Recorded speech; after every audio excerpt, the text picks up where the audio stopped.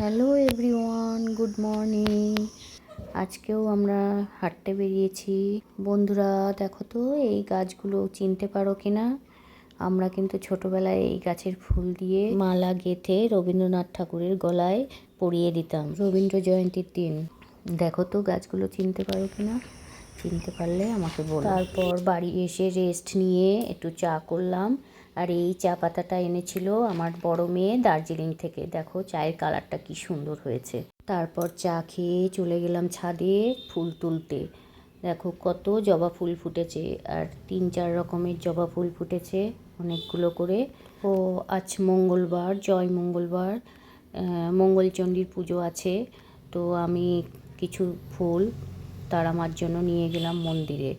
ফুল দিয়ে এসে বাড়িতে রান্নাঘরটা মুছে নিলাম, কেননা আমার কাজের মাসি কখন আসবে তার কোনো ঠিক নেই। আর এই ঘরটায় রাত্রেবেলায় আমি বিড়ালগুলোকে আটকে রাখি, ওদের খেতে দিতে হয়। ঘরটরগুলো বেশ ভালো করে পরিষ্কার করে নিলাম দেখো। আর আমি ঘর মুছতে আসলেই এই বিড়ালগুলো, বাচ্চাগুলো দেখো কি করে, দেখো ঘর মোছা নিয়ে টানাটানি করছে।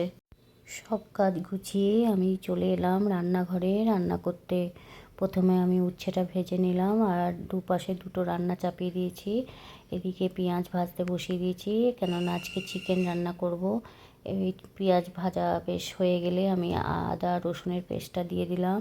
আর এদিকে শাক চাপাবো। উচ্ছে ভাজা হয়ে গেছে, কলমি শাক এনেছিল, সেই কলমি শাকগুলো চাপিয়ে দিলাম একপাশে। যে কোনো শাক খেতেই আমার ভালো লাগে। তোমাদের কি ভালো লাগে? আসলে যে কোনো ধরনের শাক রান্না করার সময় না গ্যাসের ফ্লেমটা একদম স্লো করে দিয়ে রান্না করতে হয় অনেকক্ষণ ধরে ঢেকে ঢেকে, তাহলে শাকটা টেস্টি হয়।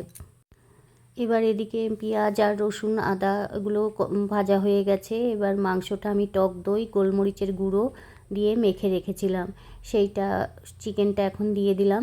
দিয়ে এবার নুন দিয়ে দিচ্ছি, পরিমাণ মতো নুন দিয়ে আমি চিকেনটাকে ভালো করে কষাবো।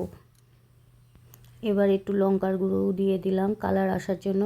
এই চিকেনটাতে না আজকে আমি হলুদ ইউজ করব না, হলুদ ছাড়াই এই চিকেনটা রান্না করব। আর খেতে এত টেস্টি হয় না। এর আগের দিন একবার করেছিলাম, আমি তোমাদের দেখিয়েছি রান্নাটা, সেটাই আজকে ছোট মেয়ে আছে, ছোট মেয়ে বড় মেয়ে দুজনাই আছে, সেই জন্য এই চিকেনটা আবার করলাম। ছোট মেয়েকে বলেছিলাম তুই ব্যাঙ্গালোর থেকে এলে তোকে করে খাওয়াবো, সেই জন্যই এই রান্নাটা আরেকবার করলাম।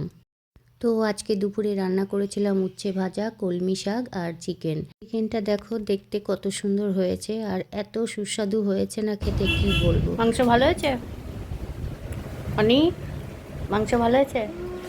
আজকের ব্লগটা এই পর্যন্তই, বাই।